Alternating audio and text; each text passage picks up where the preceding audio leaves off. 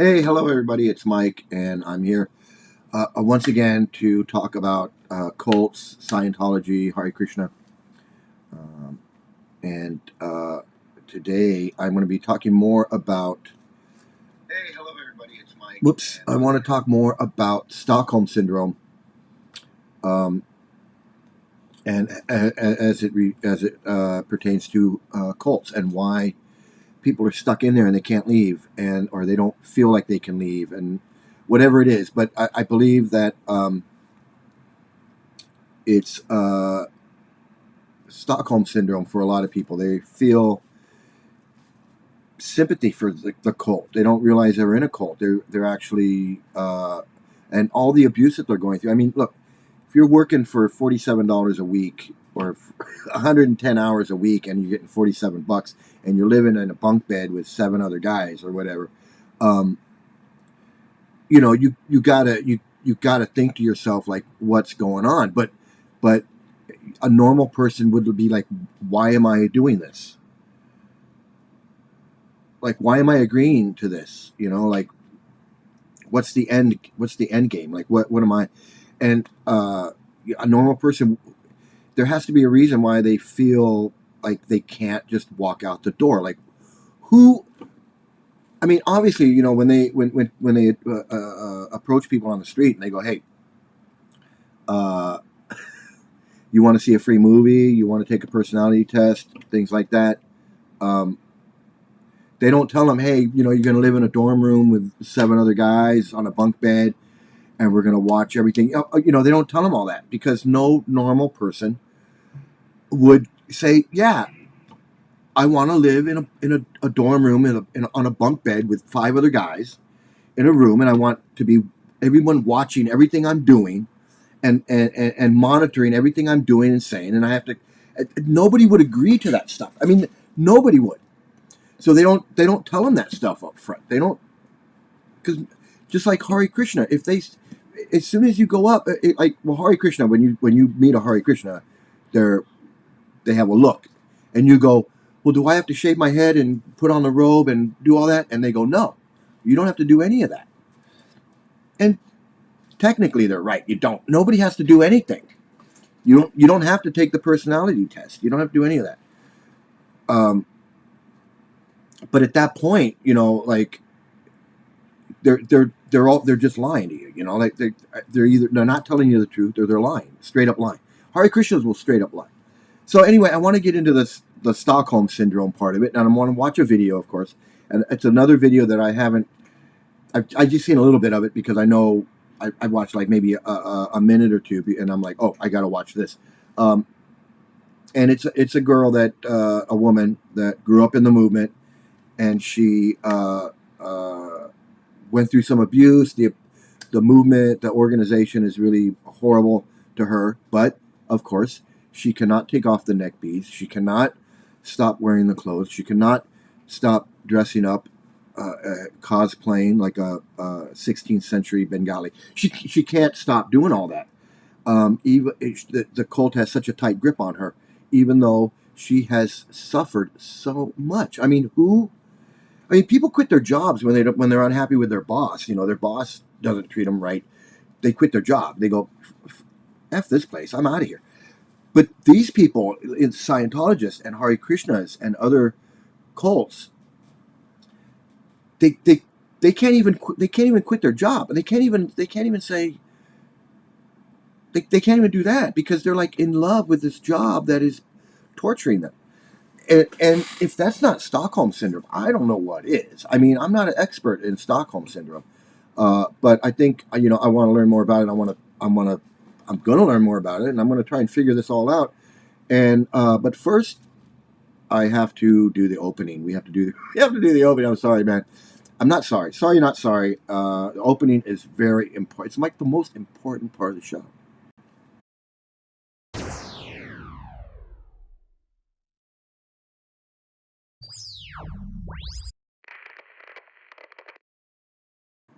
Definitely the most expensive part of the show. I'm not going to kid you there. Definitely. um, but anyway, okay. So, um, where was I? Oh yeah.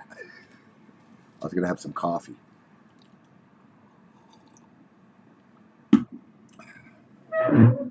I can't stand cold coffee. Even if once it gets to a certain, like it's not hot, like it's still hot, but not hot, I don't like it. And then the more it cools down, I'm done. I just can't drink it. It's got to be hot. For me, it's got to be like so hot I can just sip it. Once it cools down to where I can, I'm done with that cup. That cup's over. Okay, so first thing I got to do is I got to just say, hey, Scientology protesters, man, I'm all with you. I'm all with you, because that's what got me into telling my Hare Krishna story. So I really feel like a kinship, like the Scientology protesters are like my cousins. You know, we're not from the same parents, but we're in the same family. So you know, they're not involved in my cult, the cult that destroyed my destroyed my life. No, it didn't destroy my life, but it did steal some time, and I oh, it angers me. It angers me that I dedicated 20 years, and not just dedicated, not just like I was practicing. I was like doing stuff. I was like involved with this cult. I was involved with like I was, you know, when they say, you know, you do work, you do stuff for them, you know, there's all different levels of what you can do. You can mow the lawn, you take out the trash, you can work in the kitchen, which is that's a high level job. You can, you know, sweep the sidewalk and hose down the driveway. You can do, that's work. You can do stuff like that. You can wipe down the temple room and mop. That's a high level job too. You can clean the temple room and do stuff like that. That's work too. Or you can do like selling books is like the number one thing you can do. I wasn't selling books, but I was working in the video department. So I was like doing like work. I was doing like work that I would go to a job and do, like video editing and video subtitle. It was like I was working for like a video company doing editing and I was doing anything they wanted, but mostly subtitling videos, and then other running errands and doing whatever other stuff they needed to be done. It was like me, the owner, and like two other guys. That was it. And so I did that, and then I was doing like public access television work. I was doing that for on my own, but that was work. You know, that was a lot of work that I did. All over LA in the 90s, I was doing public access Hare Krishna television shows, producing them, writing them, creating them, producing them, doing the whole thing. And it's public access, but for me, it was a big production. I wasn't just like your ordinary public access program. I was like, I always, you know, think big, whatever. So I was doing like this whole thing. And then when I stopped doing that, I got involved with this nonprofit Hare Krishna group within a group. It was like our own organization, and I was like the secretary of that. So I was like, you know, involved in board meetings and like and the publication of this book and the creation of a web page and all this other stuff, and going to India and doing all these things. So it wasn't like I was sweeping the sidewalk. It was like I was doing like work that I should have been getting paid for, like as a job. You know, I was spending years in these different Krishna jobs, but I wasn't getting paid for them. And for 20 years. So for 20 years I did that. So I feel like I don't know. I regret it. I regret a lot of it. Not 100%, because I did learn some stuff. I went to India. I made some friends. I had some great experiences like that. But as far as like being in this cult is like, ugh. So that's where I'm at, and I've come to this realization, and I've come to this point in my life where I'm talking about it and I'm expressing it, and I'm looking, and I want to do something to help. I feel like, you know, I got to warn people. I got to say what I know. Like I feel like I have a duty. I have a duty to warn and a duty to speak up and say stuff. And that's all because of Scientology. It's all because of Streets LA protesting Scientology on Hollywood Boulevard. When I saw his video pop up on my thing, probably because I was looking at Hare Krishna videos or I don't know how, because I don't watch Hare Krishna videos, but maybe somehow I clicked on something that had to do with Hollywood Boulevard or LA, because I'm in Southeast Asia. So I don't know how his video came up, but this was almost a year ago when he was doing in front of the recruitment center on Hollywood Boulevard with the Christmas thing, and he was yelling at them and doing all of that, and people were out there. That's when I saw it. And that's how I got involved, all because of Streets LA.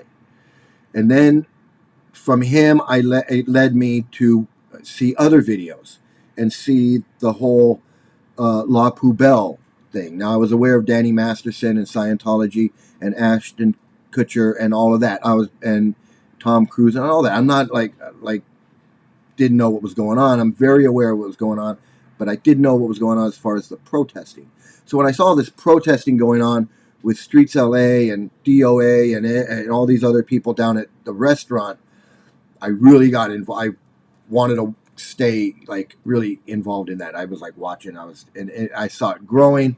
I was getting into that's when I started getting into the chats and talking about cults and this is a cult. It's a cult restaurant, and I know about cults and I know about cult restaurants because I was Hare Krishna. So I really felt like, I had something to add to the conversation, something to add with my 20 years experience in cults. And then from that led to Tori Magoo and other Scientology and the whole SP thing that I didn't even know existed. So I fell up, that kind of just fell upon me. And so then I saw where people were talking about cults and different cults, and I mentioned that I was in the Hare Krishnas for 20 years, and out for 12, in for 20, and I had a lot of knowledge about how cults operate and a lot of insight, kind of, that maybe people didn't realize that the Hare Krishnas and Scientology operate exactly the same, and so many things. So I started just mentioning, hey, I was in the Hare Krishnas. I know cults do this, cults do that. I expect Scientology to do this, and they did, the swatting and all of that, all through the Occupy Big Blue, Occupy Big Blue, and all of those things. So I really owe it to the Scientology protesters, the ex-Scientologists, everyone with a channel, Natalie and Aaron and Tori and Streets and Laura FM and Kelly and everybody. I don't know their names. I don't have them all memorized. Confident Chris, everybody that's been doing something to bring down this cult, and that's how I got involved doing that. So a little background on them, just clarify that for anybody who's watching this video for the first time. So this is how I've connected Scientology with Hare Krishna, and then the more I learn about Scientology, the more I see how L. Ron Hubbard read Bhagavad Gita. He read these Krishna type books and got a lot of his ideas and things from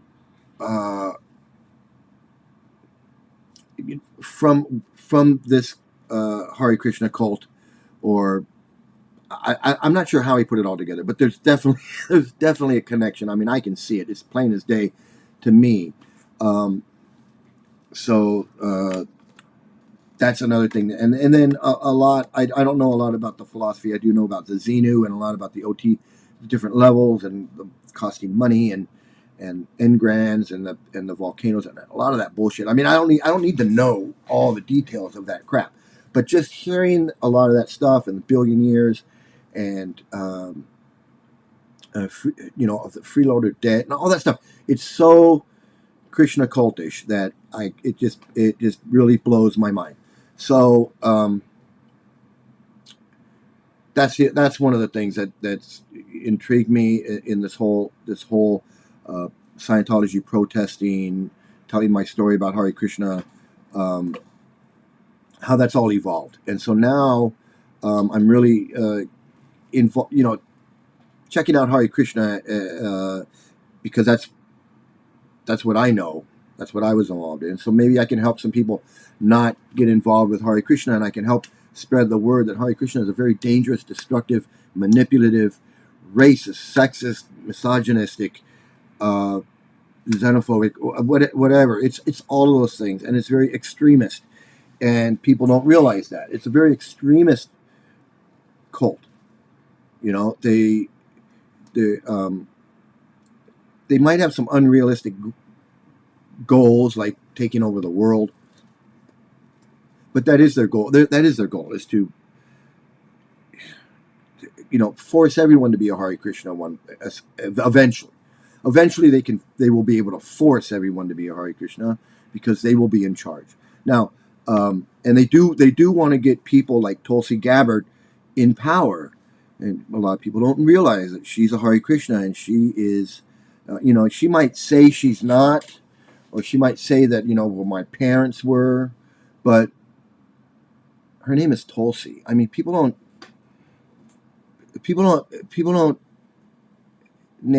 give their kids Indian names unless they're involved in like Indian culture or they're Indian, and she's not Indian. I know because I know who she is. She's a cult member. She's part of a cult that's an offshoot of the Hare Krishnas. That's why Krishna Cult. So there's a lot of people that learned how to have a Krishna cult from the Hare Krishnas, and then they left the Hare Krishnas and started their own freaking cult. So they use the same books, the same techniques, the same everything. Everything's identical to the Hare Krishnas, but it's just like as if I started my own Hare Krishna cult, and I would say, read these books, buy these books, listen to me, but I'm just repeating the same shit that they're repeating. It's the same. It's the same stuff. So there's a lot of these people out there that are masquerading as not Hare Krishnas, and that they're not extremists, and they don't have these crazy views, and they do. And let me guarantee you, Tulsi Gabbard has some crazy, whacked out views that she's not telling anybody because she wants to get in power first. She wants to be the governor of Hawaii, or the congressperson from Hawaii, or the senator from Hawaii, and then she can move on up and become president. And when she becomes president, she can be very cult friendly to all the cults, because you can't just be friendly to one cult. You got to be friendly to all the cults. That's why the city of LA is like friendly with Scientology, because they don't want to seem like they're anti-religion, because Scientology is technically a religion. So they're going to come out and say, hey, we're friendly with LAPD and the Public Works Department and all that. We're friendly with Scientology, but we're friendly with all religions. We don't discriminate with our religious friends. There's a freedom of religion, so we treat religion, we treat Scientology just like we would treat anybody else. We're not friendly in bed with them, which they are. They're not in bed with,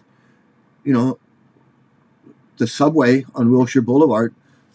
They could care less about the subway on Wilshire Boulevard, but Scientology they do, and La Poubelle they do. And it's not because of freedom of religion. They're going to claim freedom of religion, and that they're going to claim these things, but that's not why.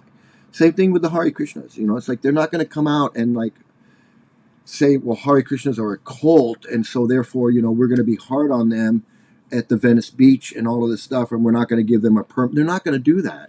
They're not going to stop the Hare Krishnas from having their festival down at Venice Beach, because they're a religion. And even though people are like saying, no, they're a cult and they abuse children, the city's going to say, well, no, they're a religion and they can do that.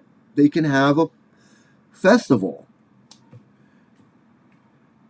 And that's the honest truth. I mean, and they're going to do the same thing with Scientology. They're going to say, look, they can close the street and they can have their event.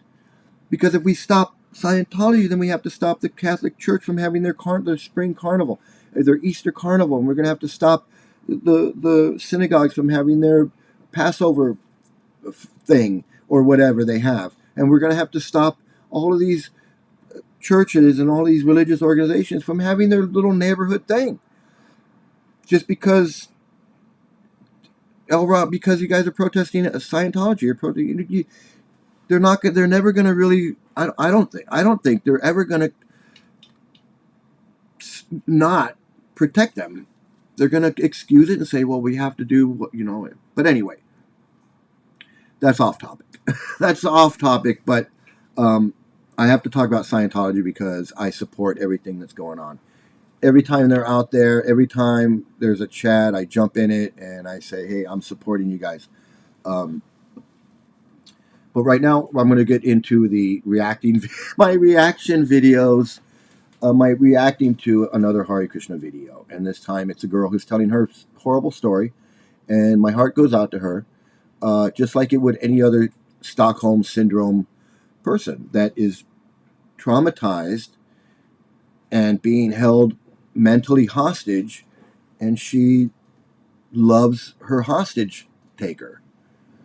She absolutely loves the founder of this cult that is the cause of all of this harm to so many people and children and even to herself. But she can't see it. She can't see it. So let's take a little view of this and see if we can kind of explain and get an insight into what's going on with this cult. So here we go.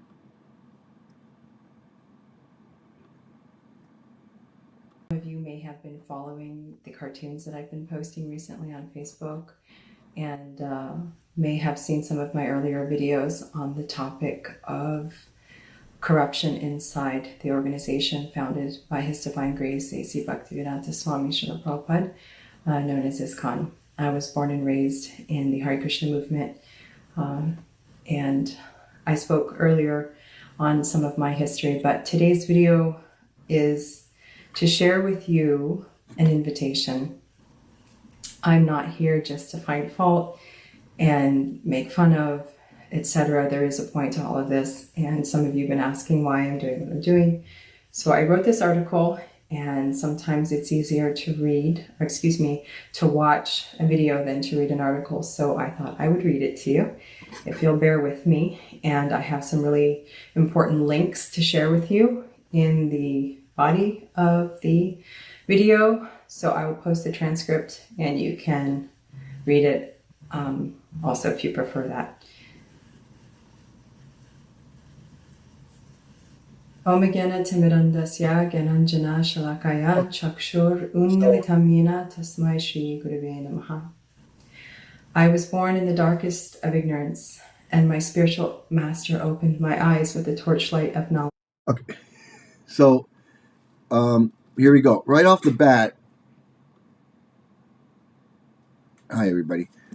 So right off the bat, she is saying a prayer and glorifying the guy, the founder of this cult, who has caused all the problems that she is about to talk about.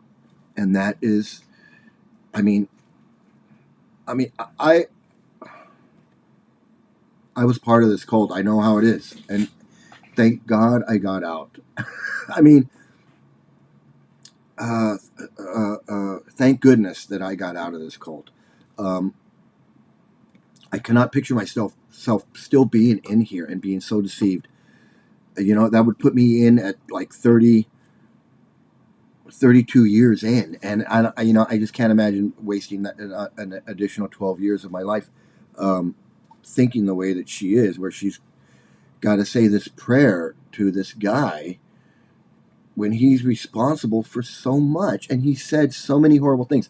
Now, you could say, well, is he really responsible for all the horrible things that happened to all those children and all these things? Yes, he is, because his teachings are directly related to what has happened, and the forgiveness and the whole mindset that allows these things to go on, and the mindset that makes her feel like she has to praise him and offer him a prayer before she describes all the horrible things that's happened to her, or all the horrible things that she knows about, or whatever. Because I don't know, I don't know what's happened to her or what she's about to talk about, but it doesn't sound, from what I understand, it doesn't sound good.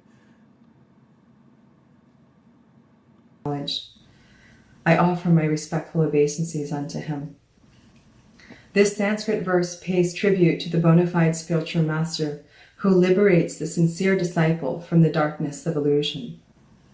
What could be greater darkness than to have the greatest evil going on under the name of the greatest good?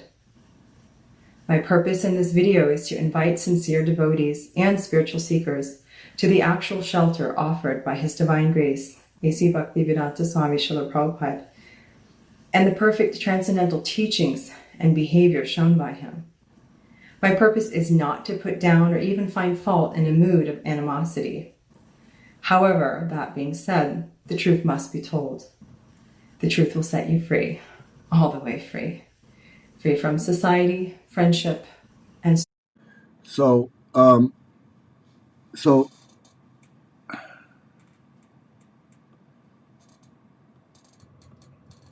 you know, she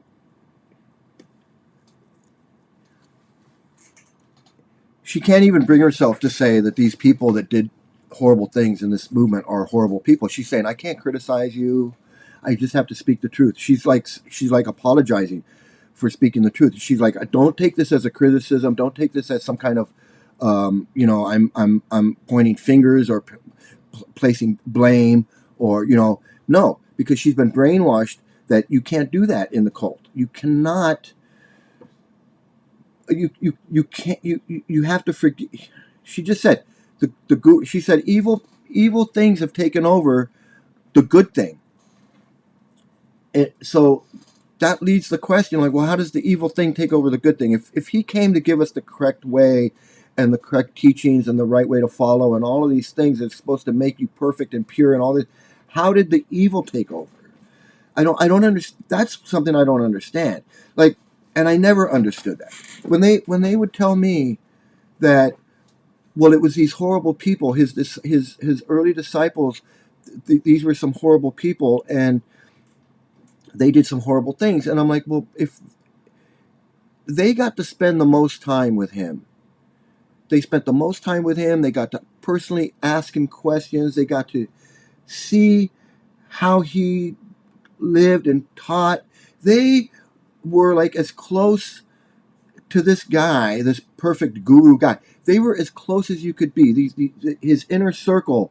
I mean, once a few years went by, nobody got to talk to him. If you were lucky, you could write a letter, and they would read the letter to him, and then he'd dictate an answer, and you'd get an answer to a letter that was maybe written by him. You didn't know if he answered that letter, but you just assume that he did. But devotees didn't get to see him and talk to him, but these guys did. The inner circle, his closest guys, they got to have lunch with him every day. They got to wash his socks and wash his clothes. They got to cook his food. They got to walk around and tape record him and learn everything. They heard stuff right from his mouth. They were right there learning the perfect way. And these guys ended up being the worst friggin' people on the planet. Like he couldn't teach them not to rape little boys in the school, not to rape little girls in the temple room. He couldn't teach them not to run off with little girls and steal all the money from the temple. He couldn't. If these guys couldn't learn, how am I supposed to learn? If these guys had like 2 or 3 years with the founder to like just soak up everything and learn everything and become just like him, and they acted like him, they dressed like him, they talked like him, they had the stick like him, they moved their head when they talked like him, they did the hand gestures like him, they imitated him to a T. Every one of them, they thought that they had learned all this stuff and that they could now teach everybody. And while they're pretending to be this, they're friggin'.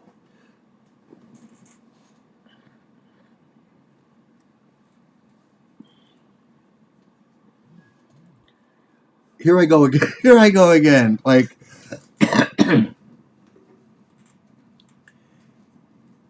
So these guys that were supposed to, I'm telling you, if these 11 guys couldn't learn the right way, how do you expect anyone else to learn? I think he was teaching these guys in person. They had personal instruction directly from him.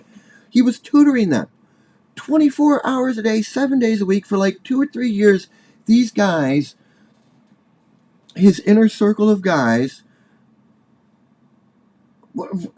they had what no one else had.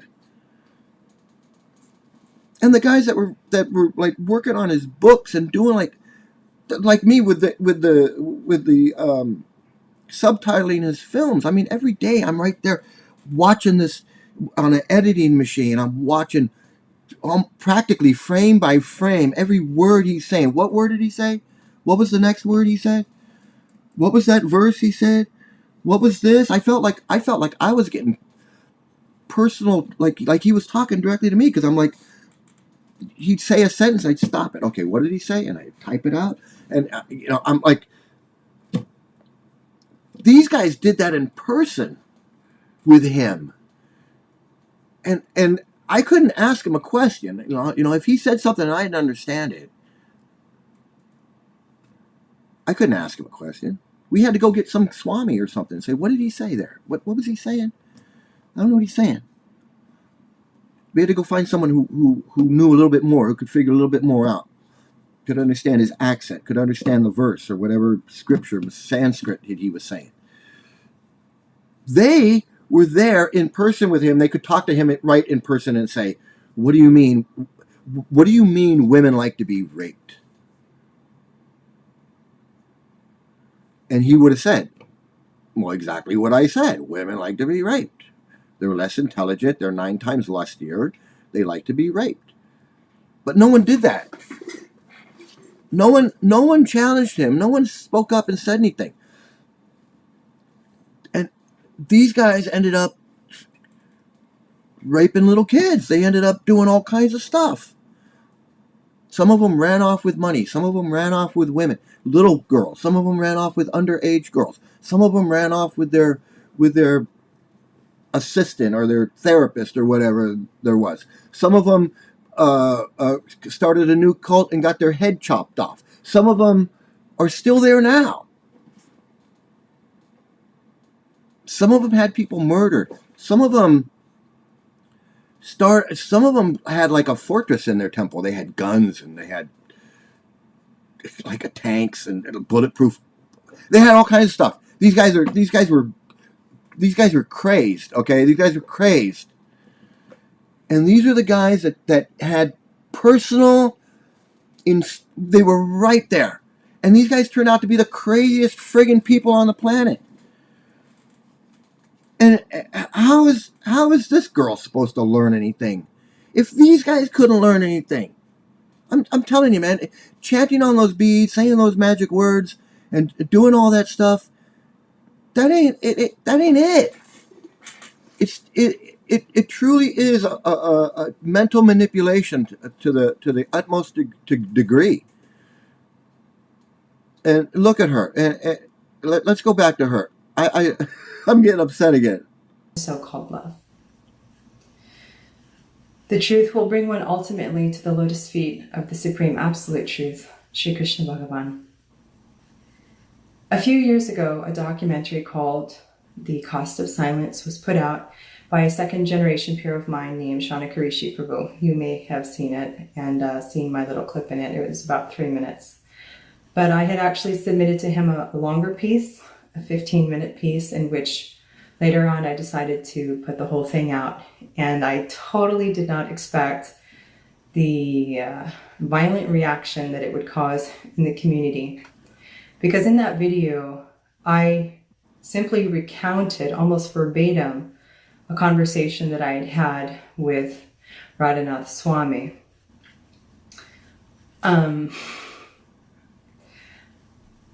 I had previously, in 2013, gone all the way to Mayapur and spoken very strongly on the topic of child abuse, including the topic of satanic ritual abuse. And when I came back to Alachua, where I stay, there was no mention of my name. People weren't they talking about me. I didn't even hear anything. So I was really surprised that this little video of a conversation that I was simply reporting on had made such a disturbance in the community. Anyways, I spoke only a small fraction of my experience with him and omitted the majority, knowing that it wasn't the proper format or the right time for those truths to be spoken. And yet, I was subsequently ostracized and banned from the local ISKCON temple here from coming to the temple. Longtime friends of mine that I've known for 10, 20 years shunned me without so much as a conversation with me about why, considering me offensive. To be fair, after the full length of my video testimony came out, I was contacted by the temple authorities who asked me to come in for an interview. They had serious concerns about me, they said. News travels fast in a small town, and many people were talking about my video. For those who are invested in seeing Radhanath Swami as the saint he presents himself to be, this disturbed them, understandably. I wonder if, though, they actually watched my video or simply refused to and listened to other people saying, she's offensive, don't watch it. It would be guru aparad to do so. Because the conversation that I have in that video is actually quite innocuous. Okay, I'm going to stop it right here for a moment. Let me just say, okay, so a couple things. So this Radhanath Swami he's a bigwig. He's like one of the biggest of the bigwigs in the Hare Krishna cult. They don't. I don't think they get any bigger than him. He's one of these like kind of like a flashy guy. Not flashy, but he's for Hare Krishnas, I guess he's kind of flashy. Okay, he travels around the world. He's written books. He's kind of like, I would say there's a lot of gurus in ISKCON, in the Hare Krishna cult ISKCON. There's like, I don't know, 80, 100 maybe, 100 different gurus. Okay, there are not that many. There's not that many Hare Krishnas. Probably, there used to be a lot more, but there's not that many now. Worldwide, I don't know, 40,000, 50,000. I don't know. I don't know what it is worldwide. But anyway, they got 100 gurus. They got about 100 gurus. And out of those 100, most of them are just guys. They're just gurus. They got their 1 or 2 followers, maybe a handful of followers, maybe 5 or 6, 100, maybe a dozen. I don't know. But most gurus are like I would say they're like small time gurus. They're not big gurus, right? But there's about a handful of gurus in ISKCON that are like big time gurus. Okay, these are like the elite, like celebrity gurus, right? There's like Jayapataka, his health is really declining, so I don't know much longer he's going to be around. But there's Jayapataka. He's like a big wig. Been around forever, since day one. Radhanath Swami that she's talking about, he's right up there. I would say he's probably the top guy. He's probably the top guy. He's probably got the most disciples, maybe. And he's in good health, so he's not like the other guy. He writes books. He travels around. He's on TV. He's like, he wants to be like the Dalai Lama type guy. Like, I'm this cool spiritual guy. And wherever he goes, it's a big deal. Whenever he shows up at a temple, it's like a big deal because he's got a lot of disciples. So he's got guys everywhere. He's got just disciples all over the world. So, and they can be fanatics. Like these guys can be fanatics. It's like she said she got a violent response. All she did was just talk. All she did was tell her story. All she's doing is speaking her story. It's like I'm speaking my story. So, you know, I know what it's like to have death threats. I know what it's like to be intimidated with violence because I'm speaking out and just telling my story, or I just want to leave or whatever. I know what that's like. But here she's saying, the other thing is she's saying, friends that I've had, like once word got out, I did this video, word got out. It's like, I lost all my friends. Nobody want to talk to me anymore. Now that's really something. If you're in a cult and like the whole cult just turns their back on you, it's like, it's like your life is ended. She's not allowed to go to the temple. Everybody does it. Everybody hates her now. And she can't go to the temple. That going to the temple is your whole life. If you're a Hare Krishna, it's your whole life. It's like a Scientologist not being able to go to L. Ron Hubbard Way, or not being able to go to the Celebrity Center or wherever, or Big Blue. Be like, what do you mean I can't come here? So all I do is come here. I spent 20 out of my 24 hours is here. And now you're telling me I can't come here anymore? I mean, and I kind of felt that way when I left Hare Krishna. I was living in the community, and I was like, oh, this is a cult, and I want to get out of here. And I had to bounce out of the community, and I found myself, well, that's my whole life there. Like overnight, I no longer, I would go to the temple I would go there to eat at the restaurant. I would go there just to hang out. I would go to the evening program. Sometimes I'd go in not in the morning because I went to work, but that was my weekends, Sundays, every Sunday I was there. That's the big day. All the festivals and everything. So once I left the cult and I moved out of the community and I left the cult, I had nothing to do. I had like no life. I had no friends because all my friends were in the cult. I had nothing to do because everything I did was at the temple, at the cult. So it was like culture shock. For a while, it was like culture shock for a while. It wasn't as bad as for some people because I had a job. So I was like, I was in therapy, so I could go to my therapist. I could actually talk to him and explain to him what was going on, and that was a big help. So I got lucky with that one, but it was still traumatic because all of a sudden it's like, I'm not living in the community anymore. I'm not hanging out there anymore. I'm not talking to these people that were my friends anymore. It's like everybody that was my friends, they were giving me death threats and stuff. There's like, I know what she's going through. I know what that's like. It's like it's like a culture shock. But for me it was different because I was like, F this cult anyway. I just had like nothing to do anymore. It was like getting fired and like you wake up and you've got no job to go to.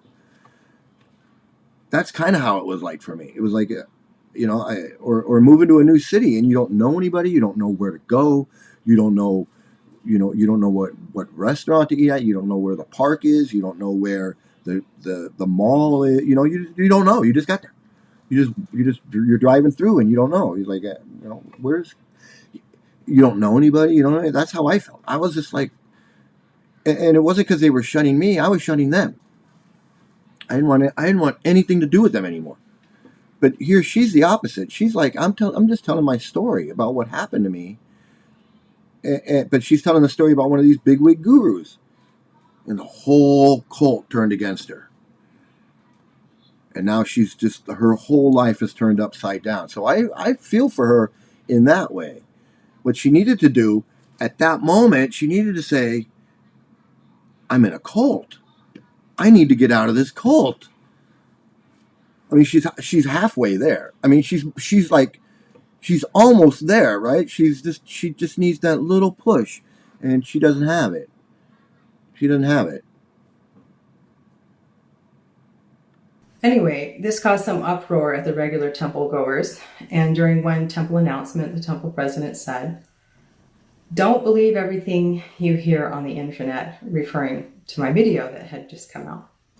And some people applauded and clapped. Now, keep in mind that I've had a relationship with this temple president since I was born, essentially, as a little girl growing up in the Detroit temple. I remember her teaching me how to cook in the kitchen there for Radha Kunjabi Hari, but somehow, without even a conversation, she felt justified in mocking me publicly. And then calling me in for an interview, which I wasn't really inclined to attend because they'd already shown their mood, they'd already shown their behavior, and I wasn't about to be subjected to an interrogation, especially after they had already made their conclusion. And just I agree. I felt what they were going to be doing is trying to pick me apart or find holes in my testimony. So I said thanks, but no thanks.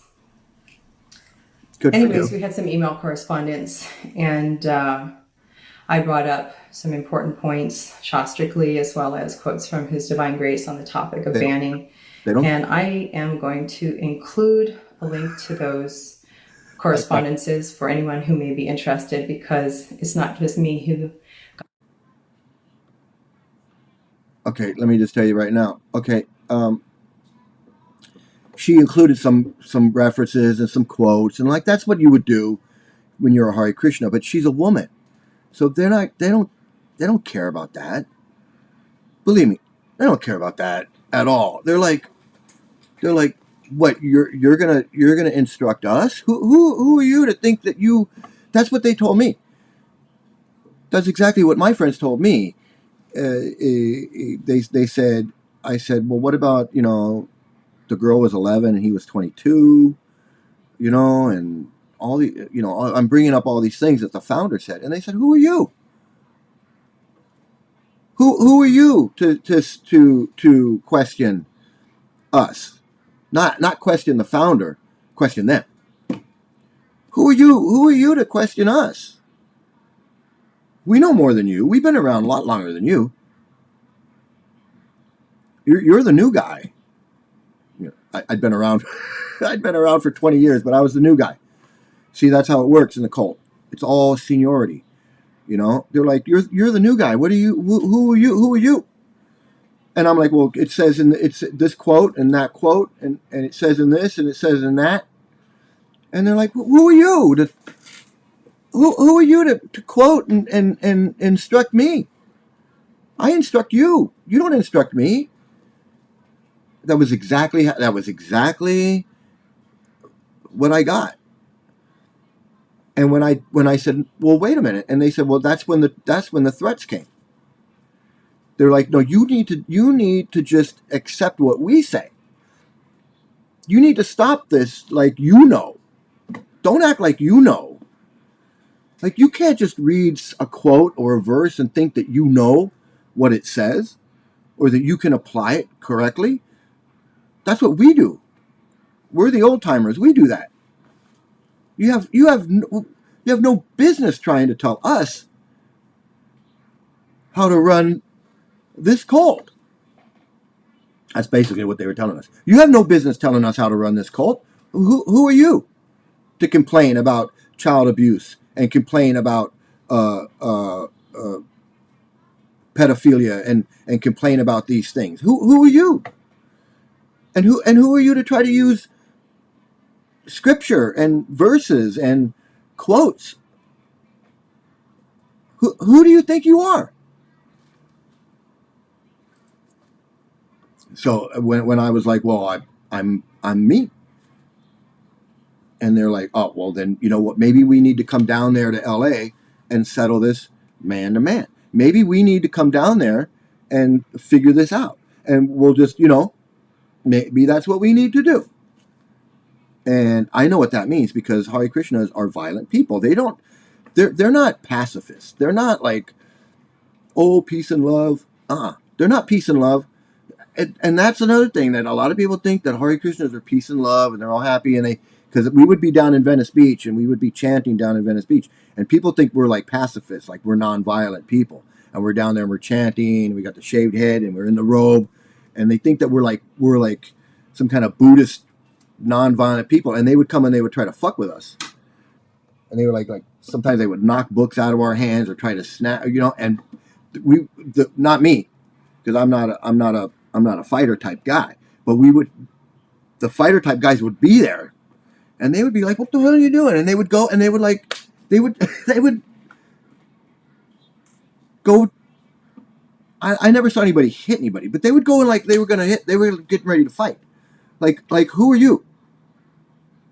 You don't come in. You don't come into our Hare Krishna area and mess with us. You don't do that.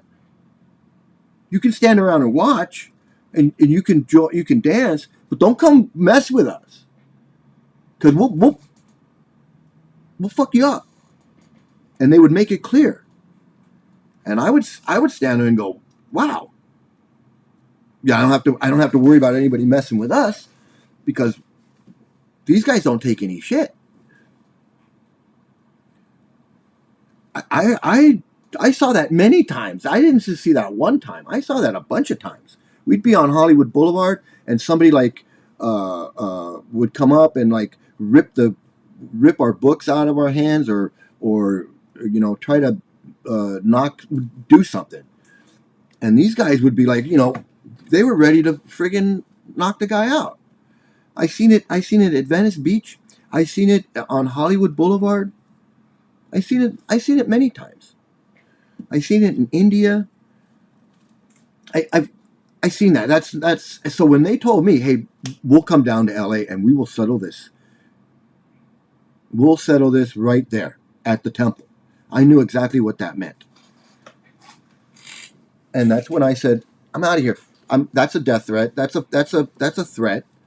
I went to the police department and I filed a police report that I was getting death threats, because I got email threats, and I also had a phone conversation. So it was like a conference call where threats were made. I had emails where threats were made, and I went down to the police station in LA, the Pacific Division police station on Culver Boulevard, and I filed a police report against these guys that were my friends. These were my friends. These were like people that I'd known for years and I'd been working with. That they weren't just strangers. These were my friends.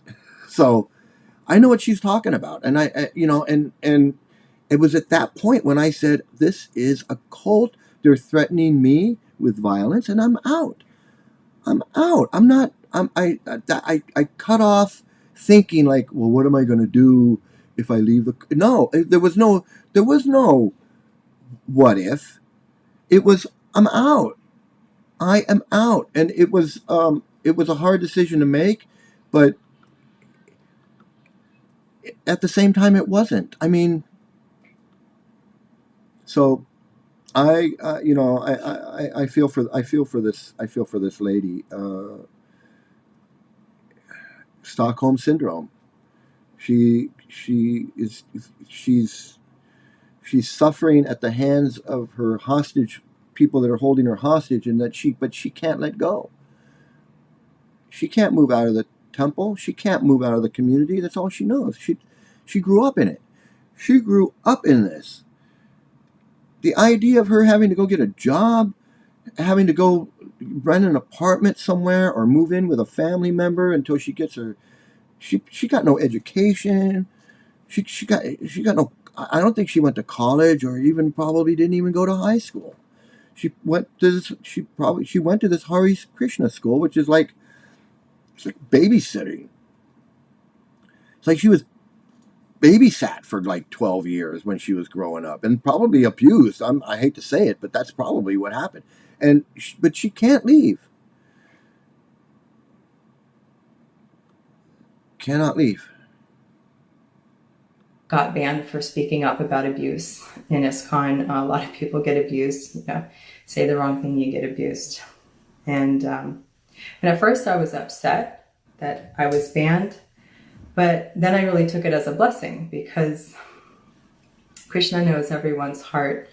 And he knew how hard it was for me to show It's up at Krishna. the temple It's causing all and this. to see, you know, as the pujaris are doing their worship, to see the pictures of gurus who That's the had done brainwashing. the most Brainwashing. It's like unspeakable, Krishna's in horrible control, things and Krishna's allowing all this on the altar right next to drama to the happen. Guru Parampara and Srila Prabhupada. Like, That how was does that always make a sense? real challenge for me to do that. And it created a very conflicting cognitive dissonance that Talk happened about every time I went to the cognitive temple. So, you know, by the time I tried to overcome my cognitive dissonance and just be present with the beautiful lordships on the altar and the holy name, You haven't a overcome lot of times I wasn't winning my battle.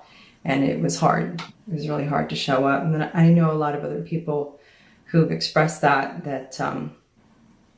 it's such a mixed bag. It's almost easier to stay home. So when they banned me, I was like, okay, Krishna wants me to stay home.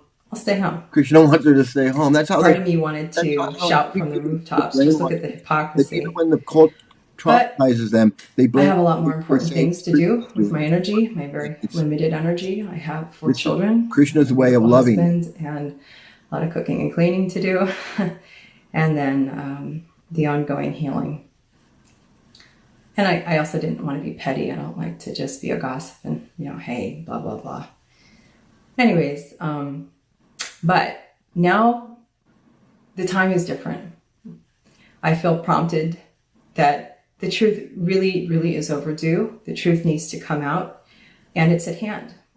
Many devotees have expressed that they know or they feel something is wrong with the organization, but they can't quite put their finger on it. They just know that, hey, this isn't the same movement / organization that I joined back in the 60s and 70s. There's something different. I mean, you know, the trappings all look the same, but there's really something different about the heart of it. Nothing. And Nothing at all. so I wrote here, a slow and oftentimes not so silent shift happened after the departure of His Divine Grace, Srila Prabhupada. She's absolutely Persons fueled by passion and material ambition forcibly occupied the seat of the acharyas. okay. So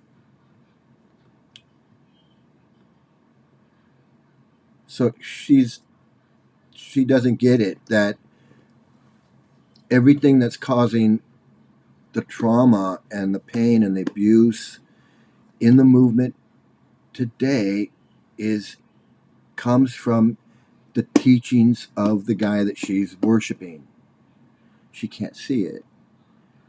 She knows it's there. She knows that in the books it says that women are less intelligent, that women are 9 times lustier than men. That's not a secret. That is in the books. That is what they believe. They believe that women like to be raped. Women are less intelligent. Women are 9 times lustier. So what if you're teaching a bunch of young men and old men that women are less intelligent, they are 9 times lustier than men, and what was the other one? They like to be raped. You're teaching that to these men, young boys, men. You're teaching them this. And you're also teaching the same men that if someone is chanting Hare Krishna and they're performing devotional service at the temple and they are rightly situated in this service to the Guru,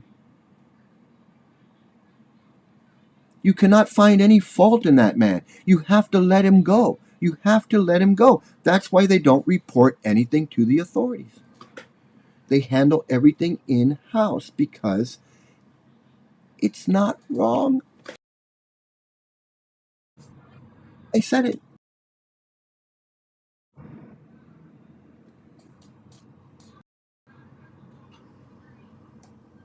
It's not wrong. They don't think it's wrong. The Guru who is situated in devotional service cannot do anything wrong. He is to, even if he, this is the quote, even if he commits an horrible offense, he is to be considered saintly. And anytime one of them does something horrible, they break out that quote.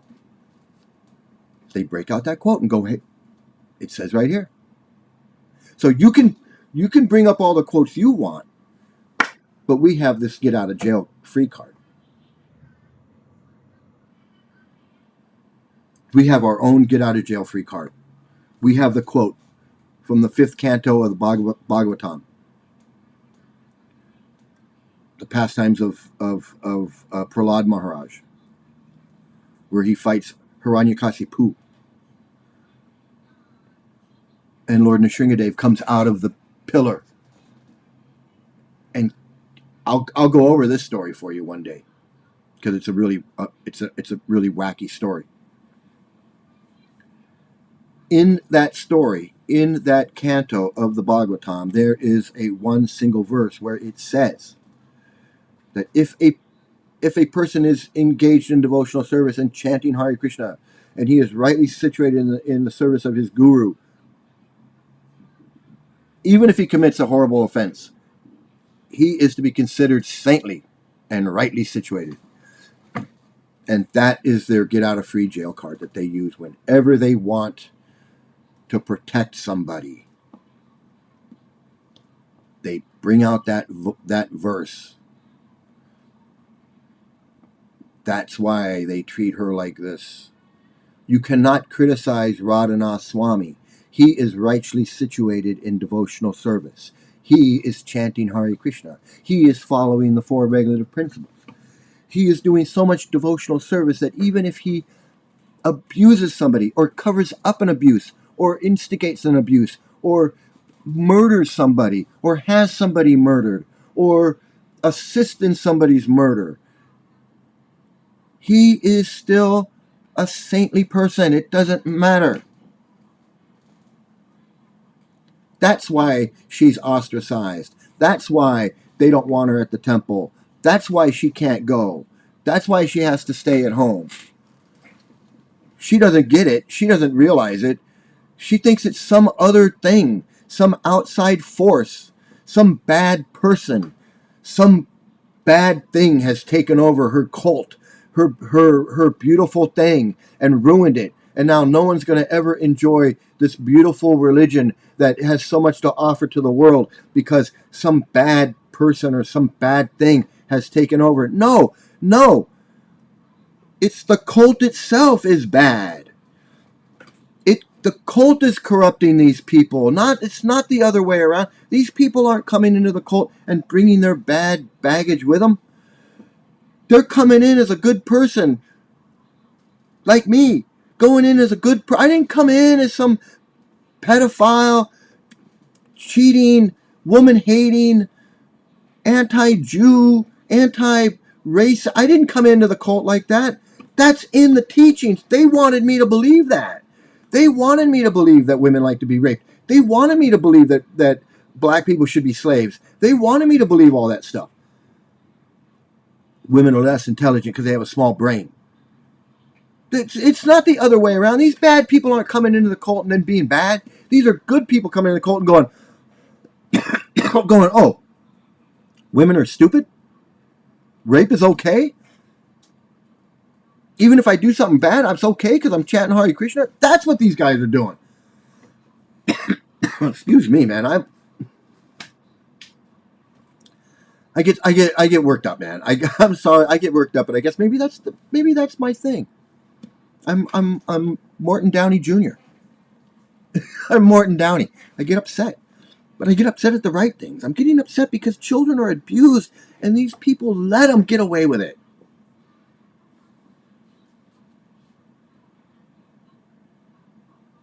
Let's go back. Others, who are far more clever, played a much more patient game. They said, "Let the big shots all fall, and I will come in and take all of their disciples, making it look like I'm doing them all a very big service with my ultra humility." I fell for it too. Everyone wants to be seen and loved after all, and a few well-placed words of praise and attention showered on me was all it took for me to give my heart to Radhanath Swami. I felt wanted, I felt loved, but now I understand what was really taking place. I was being cultivated, and had been in the past, and wooed. And when I was no longer useful, when I started speaking about my abuse that he didn't want to address or hear, I was simply rejected. And he came out of it looking like the victim, a victim of me. Okay. I sometimes I just, it's a reaction video. I mean, and I'm reacting. I can't help it. I'm reacting. So she ends up taking initiation by this Radhanath Swami, and if you want to know who this guy is, you can Google him, you can YouTube him. You'll see exactly what I'm talking about. This guy, and so she, and then I don't know what happened. I have no idea what abuse she went through. It could be mental abuse, could be physical abuse, could be sexual abuse, could be I have no idea. But then when she complained to him or something, he was like, out of here. And that's how these guys are, and that's what happens. And evidently it shattered her faith and everything, but she cannot leave. Here, her own guru is treating her like crap. The cult's treating her like crap. Everybody's treating her like crap. And she's still... If that's not Stockholm Syndrome, I don't know what is. I mean, I don't know, man. She loves this place. She loves these people. She loves the chanting. She loves the books. She loves going to the temple. She loves all of it. That's like a bank robber. That's like a hostage. The hostage in the bank, after being abused and set free, going, you know what? I really want to go back and be a hostage. I liked the bank vault. I liked it when we were stuck in there. I liked it when I couldn't get out. I liked it when I was scared and I didn't know what was going to happen. It was fun, like not knowing if I was going to live or die. Can we just go do that again? Who does that?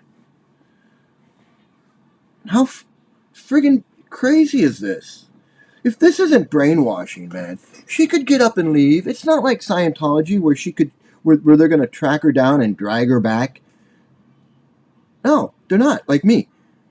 They threatened for me to stay and accept them, because they probably figured I was going to go into the temple and go find a guru, or that's probably what they thought. No, I was like, I'm out of here. I'm done with the whole thing. I'm done with the whole thing, man.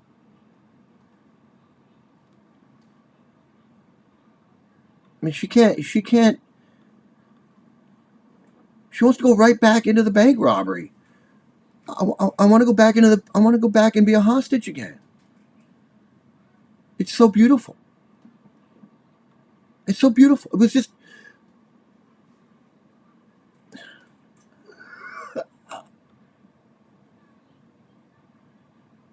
The offensive one here. And I'm also going to be including a link to the letter that I wrote to him and had hand delivered many years ago.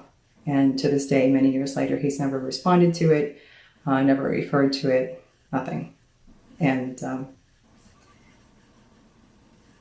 actually, around the same time my video was a discussion topic at the temple, another temple authority told my brother, the problem with Jwalamukhi is that she's so believable. That's interesting, isn't it? Well, yeah. I mean, another Prabhupada disciple told me that the temple president threatened to ban him and the person he was talking to about my video. All the answers, because they were discussing it on temple property. That's also very interesting. And it begs the question, why the need to censor? Why do they need me to be seen as offensive and crazy, brainwashed, influenced, etc.? Oh, what are they afraid of? That's interesting. They're calling her brainwashed. What may they be hiding? Also, as an aside, anyone who has ever interacted with me over my lifetime of service in ISKCON will tell you what kind of a person I am. Only those who are afraid of the truth coming out, or those who don't know me, will accuse me of being crazy, offensive, etc. Now, I'm eccentric and I definitely have many faults, but crazy and offensive aren't among them. And I'm not trying to say this to glorify myself, toot my own horn, but it's important because many of you don't know me, you haven't had any dealings with me. But if you are serious about trying to get to the root of, what's my motive for doing all of this? Well, it's the truth. And if you want to review my character and my dealings, They don't care about I've the had truth. a very They long don't string care. of very deep friendships care. with devotees and non-devotees alike. I'm true to my friendships. I've been married for 20 years to the same man. I have 4 children. I'm a hard worker, etc., etc. I go out of my way to try to help people, even if it hasn't always worked. It rarely works, but. Okay, I'm gonna just about end it here. I just want to say,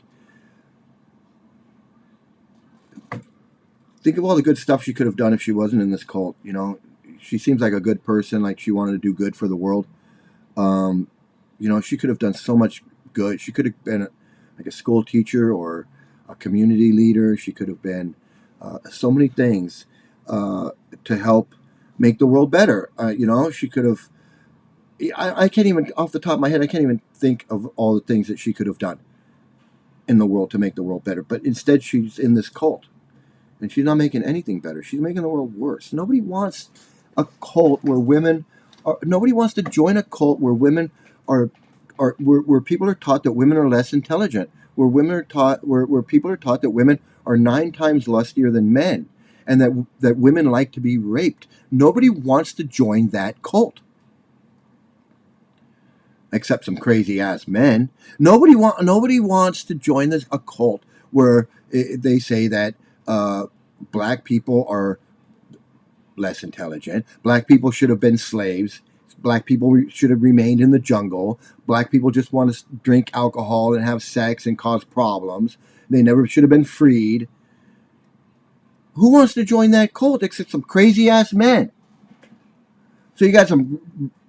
If men knew about this cult, if people knew, if men knew that there was this racist, sexist cult where you can get a 13-year-old wife and you can hate black people and you can hate Jews and you can hate women, think of how many people they'd have in there. Not normal people. Normal people aren't gonna go for that. So they don't. But that's it. I mean, that is what this cult is about. You cannot separate it. And then you got the cat the get out of free card. Anything anybody does, if you're a devotee and you're chanting Hare Krishna and you do something horrible like rape a kid or smack your wife around or cheat the public or lie, it's okay because look, if you can get away with a horrible act, the most horrible act, then come on, a little lie here and there, a little smacking your wife around, a little there and there, that's nothing. You can commit the most horrible thing and still get away with it because they have to forgive you. They have to forgive you if you're chanting and you're following and you're doing all these things and you're working at the temple and you're a good guy in the temple and you bend over a little boy in the back behind the kitchen and you rape a little boy in the back behind the kitchen. They have to forgive you because the verse says they do. There are no ifs, ands, or buts. No ifs, ands, or buts. They cannot call the police. They have to say, why? Because they want you to forgive them when they do it. They want to be forgiven. We got to forgive Guru Bill. We got to forgive Guru Bill because when I fall down and I do something horrible, I want you guys to forgive me. So when this guy runs off, these guys all come back. These guys have all come back. The guy from LA ran off with a young girl, took off with the money, took off with the girl. He left for like 10. He left for like, I don't know, 15 years. 20 years. And then came back. Came back. No, he's back. LA Temple. He's on the internet. He's back. It's like he never left. It's like he never left. Why? Because they have to forgive him. Because why? Because if it happens to them, they want to be forgiven. It's a disgusting friggin' ugh. And look what it does to this girl. Look what it did to this girl, man. Look at that face. I feel bad for her. I feel horrible for her. She's been through so much. And she doesn't even understand what's going on. She's so brainwashed. She's so brainwashed. She's Stockholm Syndrome. She loves the cult. She loves the founder that created this whole mess.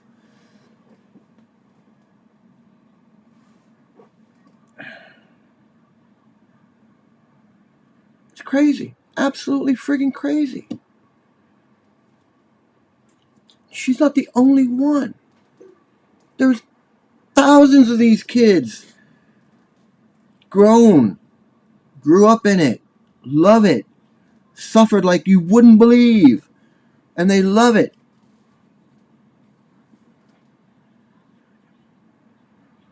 The guy with no teeth,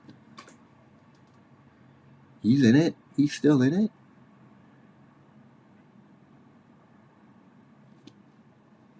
Okay, I'm done. I'm done for today. I'm done for the day. Thanks for liking, sharing, subscribing. Please, duty to warn people, let people know, man. Hare Krishna is not this. It's not this lovey-dovey thing, man. These people are violent. They're extremists. They have extremist views. They're like the Taliban. I'm telling you, man. They're like the Taliban. These people, if they had their way, they would force you to be a Hare Krishna. They would force you to be a Hare Krishna against your will. I'm not making that up, man. They can't do it. But if they could, they would. And they're waiting for that day.